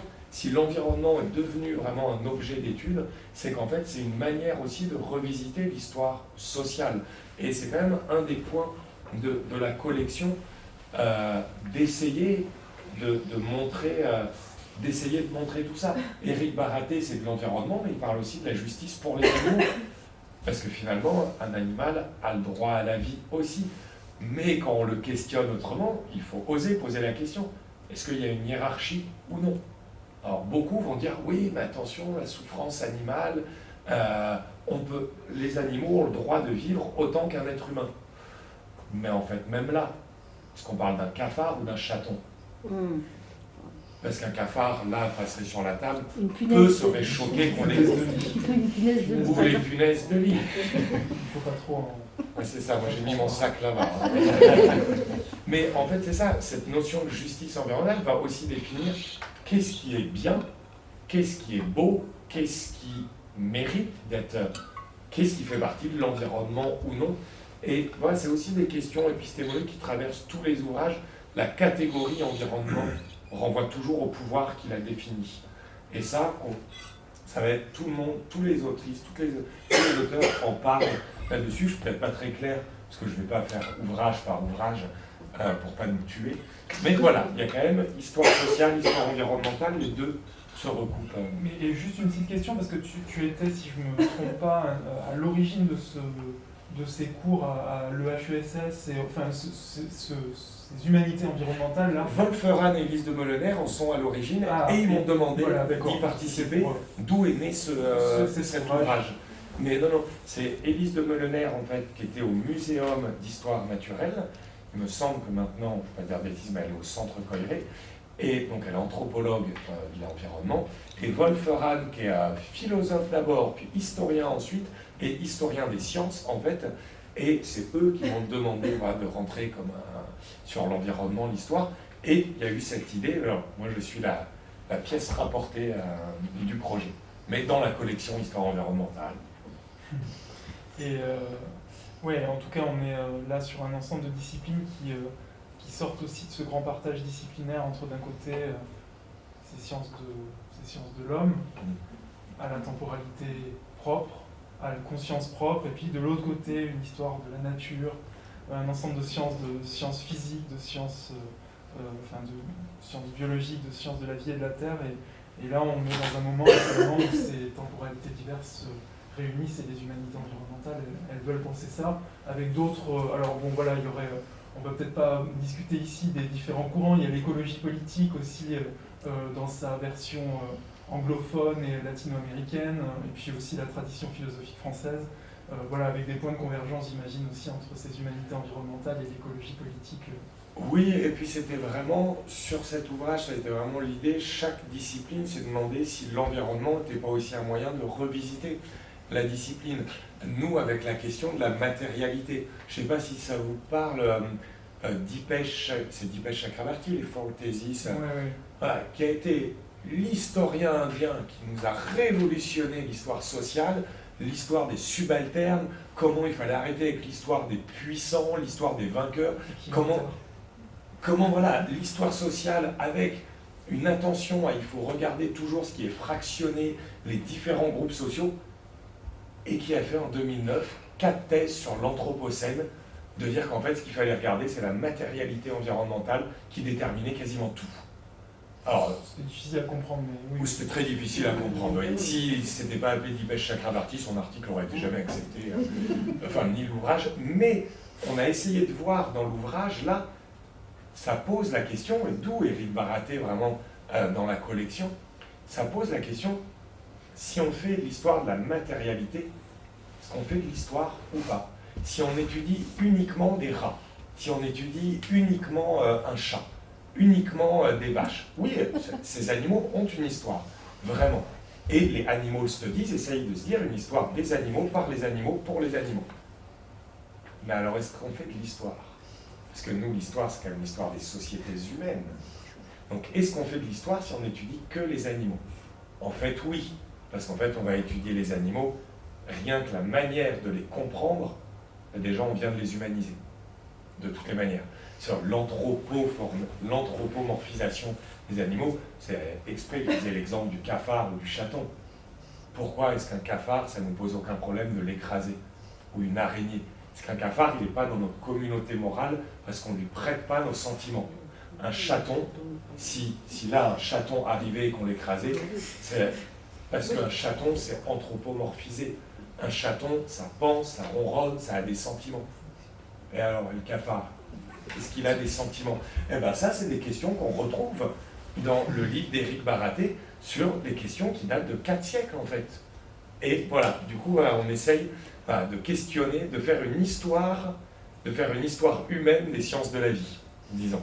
Donc c'est vrai que ça, voilà, ça ouvre plein de questionnements. Ouais, ça me fait penser que cette piétonisation, tu peux me contredire, d'ailleurs dans ton ouvrage il y a des images où on voit bien cette ville qui rappelle des images qu'on voit aujourd'hui sur cette ville verte du futur avec plein d'arbres partout qui poussent sur des immeubles de béton et de verre. Mais on voit des images de New York avec des arbres partout et ville piétonisée, mais on a la sensation aussi que la piétonisation se fait dans un univers extrêmement minéral qui élimine en partie, qui ne réintroduit pas forcément d'éléments végétaux, d'animaux. Est-ce que cette ville piétonne, est-ce que je me trompe en fait, ou est-ce qu'elle se fait, est-ce qu'il y a une diversité En fait, il y a une diversité parce que je reviens toujours sur la question de l'imaginaire qui est porté derrière, parce que c'est vraiment l'invention, j'aurais pu l'appeler comme ça, l'invention de la ville piétonne, vraiment au sens strict. C'est vraiment l'invention d'un imaginaire, et sur les deux rives de l'Atlantique, c'est deux imaginaires différents et qui d'ailleurs renvoient sans surprise à ce qui est derrière même la conception de ce qu'est la civilisation et de ce qu'est la nation aux États-Unis. En Europe, l'invention de la ville piétonne va passer par la minéralisation au maximum de la ville, c'est-à-dire le retour vers des matériaux. Les villes italiennes vont être pilotes là-dessus, c'est le retour des matériaux régionaux sur le sol urbain. Donc il y a effectivement cette matérialité dans laquelle on doit retrouver tout un travail sur des pierres, plutôt que le béton qui a été les dalles de béton, c'est ce qui a été fait initialement, et on va au fur et à mesure revenir vers cette matérialité, mais c'est de plus en plus minéralisé comme espace, par opposition à ce phénomène qui est quand même, que je trouve extrêmement intéressant, de piétonisation des villes américaines, dans lesquelles, alors ça se limite en revanche toujours à un seul axe, mis à part, il y a quelques projets comme celui qui a avorté, mais de piétonisation de quasiment tout le centre-ville de New York. New York a failli être une immense ville piétonne, avec son maire John Lindsay, mais tout a capoté en 72. Mais il y avait un projet extrêmement ambitieux là-dessus, mais sinon c'est essentiellement un seul axe qui est le Main Street, la rue commerçante historique.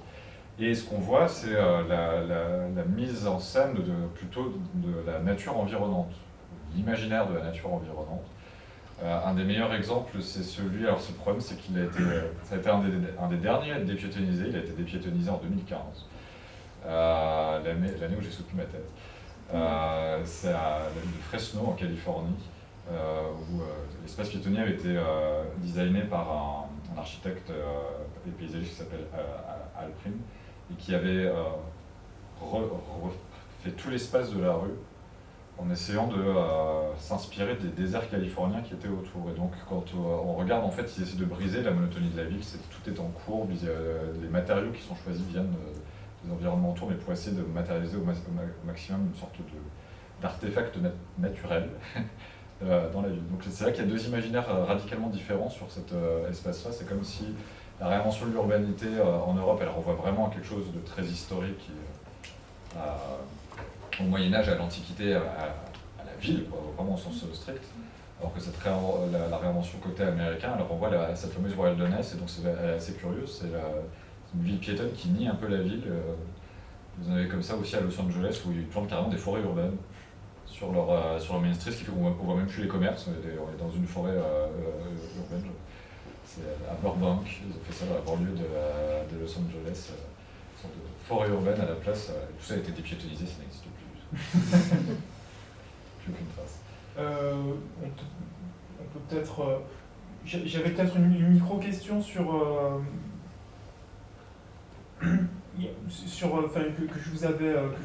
vous en avais un petit peu parlé avant, mais si ça vous inspire, mais peut-être très rapidement pour qu'on ait quelques minutes d'échange avec la salle, mais c'est qu'il y a un certain nombre aujourd'hui d'appels à l'engagement, à ce que dans la situation un petit peu catastrophique dans laquelle on est, bien les scientifiques ne se contentent pas d'apporter, enfin scientifiques au sens large, ne se contentent pas d'apporter des connaissances, mais puissent aussi s'investir dans l'espace public, porter leurs connaissances et les mettre en conflit avec ceux qui peuvent être heurtés par ces savoirs-là. Voilà. Est-ce que vous avez un mot à dire sur cette question de l'engagement? Comment vous percevez ce mouvement actuel d'incitation à l'engagement dans la communauté scientifique, encore une fois au sens large, parce que certains ne sont pas des scientifiques, mais là on va dire qu'on en est. Alors moi je peux facilement me mettre en touche, c'est que mes sujets ne sont pas non plus... Il n'y a pas de risque de mort derrière quoi, sur mes sujets. Non, le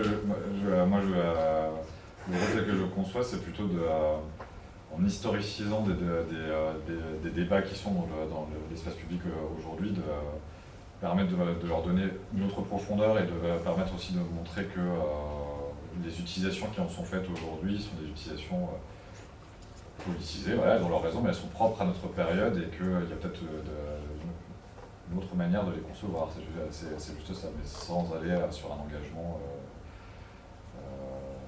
peut-être plus poussé.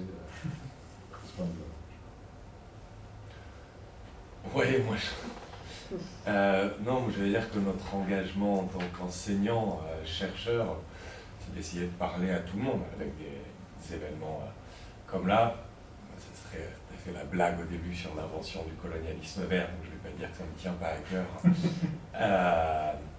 Après, je dirais que c'est difficile pour les chercheurs, parce qu'il y a, moi, sur le colonialisme vert, moi je sais quoi, ma thèse, enfin le bouquin Une histoire environnementale de la nation, je sais que ça a été un carton plein, parce que je pense qu'on a vendu 100 exemplaires.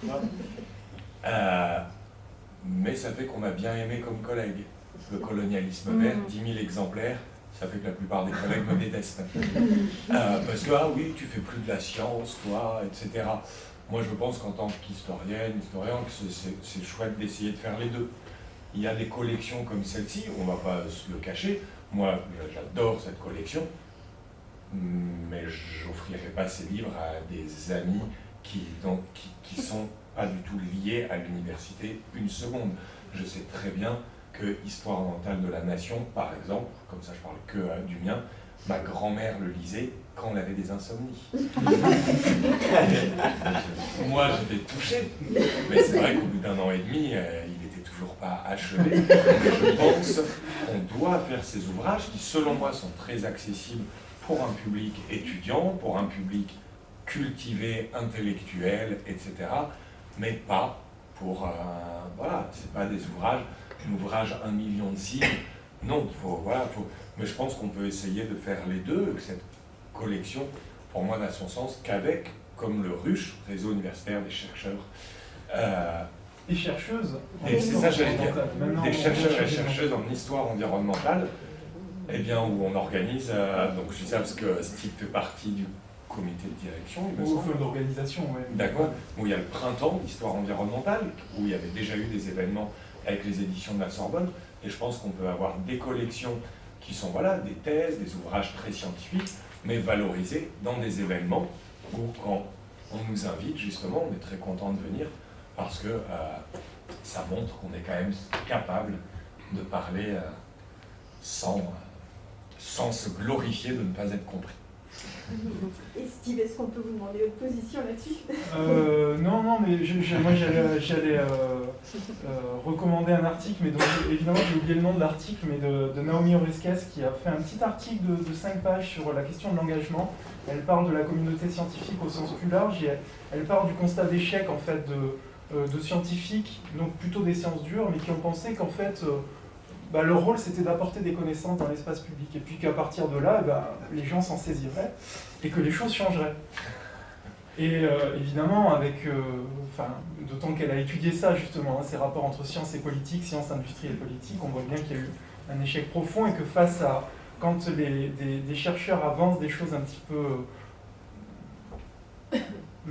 gênantes, disons, qui remettent en tout cas en cause l'ordre établi, l'ordre social, plus que l'ordre établi, mais l'ordre social, eh bien, il y a des forces en face qui s'organisent pour écraser cette science, écraser cette connaissance scientifique. Donc voilà, oui, elle pousse à l'engagement de manière assez intelligente, et je partage ça, et voilà, un engagement qui doit rester appuyé évidemment à nos travaux, mais je pense que ça fait partie de nos travail de dire un peu, oui, voilà ce que ça implique, ce qu'on fait. Alors parfois ça implique plus ou moins de choses.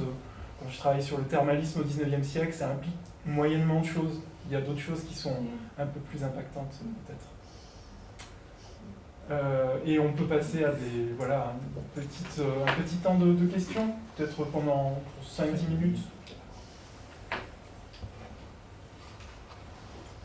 C'est pas vraiment une question, mais juste pour donner le nom de l'article. C'est, je sais pas si c'est l'article dont vous faites référence, mais elle a écrit Les Marchands de doute. Oui, elle écrit Les Marchands de doute, donc où elle documente effectivement la manière dont un certain nombre de grandes entreprises se sont organisées pour utiliser la science contre la science. Mais là, c'est un petit article de 2022, mais le nom ne me reviendra pas. Mais voilà. J'ai une question, alors pour Monsieur Blanc, sans vous exclure, c'est juste que c'est Monsieur qui a évoqué le sujet. Tout à l'heure, vous avez dit une question, alors c'est pas que ça m'a fait sursauter, mais c'est juste que je ne comprenais pas trop. Vous disiez que l'histoire, en fait, vous ne saviez pas par rapport aux animal studies, etc. Parce que les humains se mettaient un peu en médiateur par rapport à est-ce que c'est plutôt les cafards, les chats, etc. Est-ce que c'est bien, est-ce que c'est mal, dire tel ou tel truc, faut faire ou pas faire. Et vous disiez qu'en fait l'histoire ça reprenait que ce qui était par rapport aux sociétés humaines, etc. Enfin, ce qui nous impactait directement.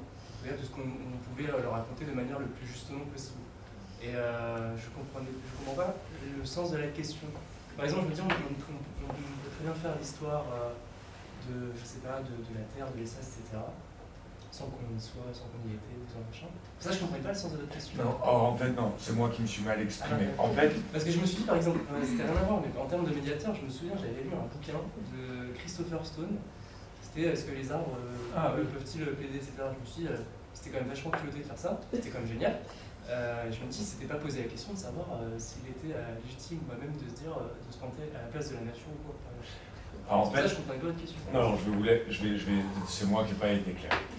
En fait, en histoire environnementale, il y a eu, quand le champ s'est un peu structuré dans les années 90, il y a eu de grands débats. Quel est l'objet de l'histoire environnementale? Si je fais vraiment les deux pôles, on pouvait avoir quelqu'un comme Ted Steinberg qui lui disait, voilà, nous on doit étudier l'environnement, c'est-à-dire qu'on doit étudier la manière dont les êtres humains, les sociétés humaines s'emparent de l'environnement, parce que ça donne toujours lieu à des luttes. Et lui disait pour se vêtir, pour se nourrir, pour développer une société. Et dit, et ça va être des processus au terme desquels il y aura des gagnants, des perdants, ou disons des luttes. Et il disait, c'est ça l'histoire environnementale, c'est-à-dire étudier la manière dont les sociétés humaines s'emparent de l'environnement. Okay? Et inversement, disons à l'autre pôle, il va y avoir par exemple Helen Stroud, une historienne états-unienne, qui a fait un superbe article qui s'appelait Follow the Dirt Through History. Elle disait que l'objet de l'histoire environnementale, c'était justement pas les êtres humains. On disait non, l'objet de l'histoire environnementale, c'est le dirt. Elle disait c'est la poussière, c'est le sable. Elle l'affirmait quand même, mais peut-être que Steve ne serait pas d'accord, mais elle disait quand même notre objet, c'est ça. C'est l'animal, le rat, les microbes. Elle disait c'est ça l'histoire environnementale. Elle disait si vous dites que l'histoire environnementale, c'est étudier les conflits autour de l'environnement, ça s'appelle de l'histoire rurale ou de l'histoire sociale. Elle disait nous, l'environnement, c'est qu'on doit faire mais du coup, si on pousse ce raisonnement jusqu'au bout, donc beaucoup d'historiennes, d'historiens l'ont fait, en disant non mais attendez, dans ce cas, en quoi on fait de l'histoire? En fait, si on fait juste l'histoire, je ne sais pas, par exemple du ciel, par exemple Fabien Locher et Jean-Baptiste Fressoz ont fait une histoire des révoltes du ciel, mais ils ont fait une histoire, non pas du ciel, de comment on appréhende le ciel, comment on appréhende le réchauffement climatique. Vous voyez ce que je veux dire? Je ne sais pas si je m'accroche. Mais c'est toujours pas clair? Non, mais j'essaye. C'est plus clair déjà. En fait, la question, qu'est-ce qui fait un vétérinaire, il va étudier quoi? Les animaux. Un physicien, il va étudier les cuprates et les électrons qui sont dans l'air. Et si nous aussi on se met à faire ça en disant que c'est de l'environnement après tout, en quoi on fait des sciences humaines? Vous voyez ce que je veux dire? Oui, alors c'est peut-être ça. Faire des sciences humaines. On se rattache de la description du deuxième pôle de l'histoire environnementale, c'est plus l'histoire naturelle. Enfin, ce serait un peu... Oui, voilà. Est-ce qu'on fait une histoire de la croûte terrestre ou est-ce que ça, on le laisse aux géologues? Oui, voilà, c'est ça. Vous voyez, c'est... Mais, attention, je ne dis pas que la question est tranchée. Je ne dis pas qu'il faut choisir. En tout cas, il faut se demander. Il faut se demander... moi, par exemple, je travaille sur l'histoire des éléphants en Afrique de l'Est. J'essaye de m'y intéresser. Dans l'histoire des éléphants, leur histoire est indissociable du fait qu'on les ait anthropomorphisés. C'est-à-dire que la première couverture du National Geographic qui traite d'éléphants dans les années 20, les braconniers n'ont pas d'identité, n'ont pas de lieu, n'ont pas de territoire, n'ont pas de société. Et l'éléphant, on a une horde d'éléphants qui est appelée, ce sont des orphelins qui errent sur les routes de tel parc, tel lieu, telle société. Ce qui fait qu'un être humain se sent beaucoup plus proche de l'éléphant. Parce que l'éléphant, il dit que c'est un orphelin, qu'il pleure, mais qui caresse son autre éléphant avec sa trompe, comme une caresse, doux comme une caresse, et ça. Le braconnier est marqué dans l'Afrique reculée, un pygmée qui tue des éléphants. Ce qui fait que ce pygmée qui va être abattu au nom de la protection de l'éléphant, pourquoi est-ce qu'on est moins choqué? Pourquoi est-ce qu'on est plus attristé par l'éléphant? Parce que, comme on l'a anthropomorphisé, on se sent, il est dans notre communauté morale. Et bien cette invention, ça c'est de l'histoire aussi des éléphants. Mais on peut aussi faire des animal studies, comme Violette Pouillard le fait très bien, par exemple, comme historienne, une histoire des éléphants, par les éléphants, pour les éléphants. Elle étudie en fait, elle aussi, les sociétés humaines. C'est elle qui a montré l'ironie qui consiste à avoir pour protecteur ceux qui vous tuent, sur les chasseurs. Mais se pose la question, qu'est-ce qu'on étudie en histoire environnementale?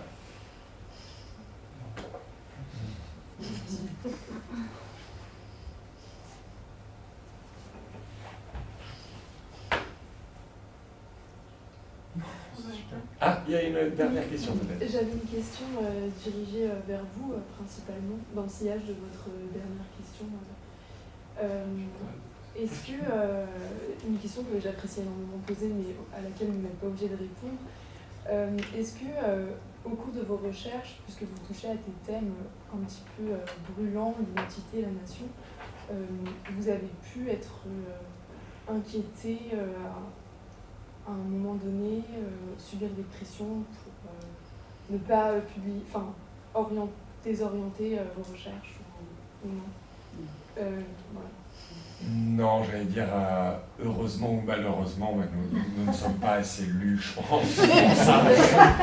Non, moi je dirais juste, l'UNESCO non, mais l'UICN et le WWF, j'ai plus le droit d'aller dans leurs archives. Tu as eu des petites intimidations, hein, des menaces de procès qui n'ont pas... Ah oui, si, oui, l'UNESCO qui a dit que je donnais des fake news, le numéro 2 de l'UNESCO, qui a dit que mes recherches étaient des fake news, mais comme on m'a répondu que c'était 40% d'archives de l'UNESCO, on n'a pas pu poursuivre. Mais non, à part ça, et je pense, voilà, on est... Non, mais être interdit d'archives, c'est ennuyeux pour un historien. Mais de là, vous voyez, ça serait vraiment avoir une très haute opinion de moi-même, de dire que ça m'a empêché, contrairement à tous les paysans qui sont expulsés encore aujourd'hui avec l'UNESCO, le WWF, moi je ne peux pas aller en Suisse dans les archives du WWF et de l'UICN. I will survive. Mais voilà, mais sinon non, pas du tout. Et je pense... Non, je n'ai pas d'intimidation par rapport à mes travaux. Non. Bon, il y a des sujets, en travaillant par exemple sur des questions vives, par exemple, bon, c'est pas vif à Paris, mais il y a des endroits où c'est vif, quand on parle des stations de sport d'hiver par exemple, qui est un sujet qui m'occupe. Et les travaux circulent, les noms circulent surtout, avec des propos déformés évidemment, et ce qui fait que malgré tout, c'est pas des intimidations, hein, mais... Enfin, c'est des formes d'intimidation quand voilà, on est ah bah oui, de toute façon c'est des militants, ils ont un agenda politique, ils veulent détruire la vie en montagne, voilà.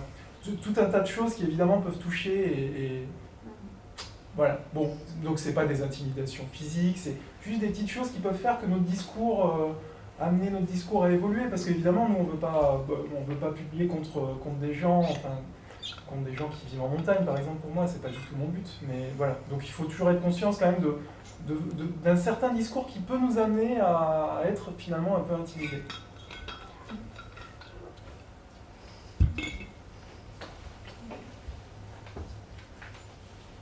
On va arrêter la séance. Questions. Voilà. Merci beaucoup à vous trois.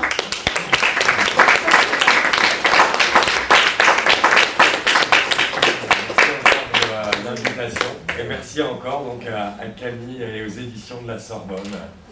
On souhaite un très bel avenir à la collection. Dry choke cause my throat shrieks shrilly.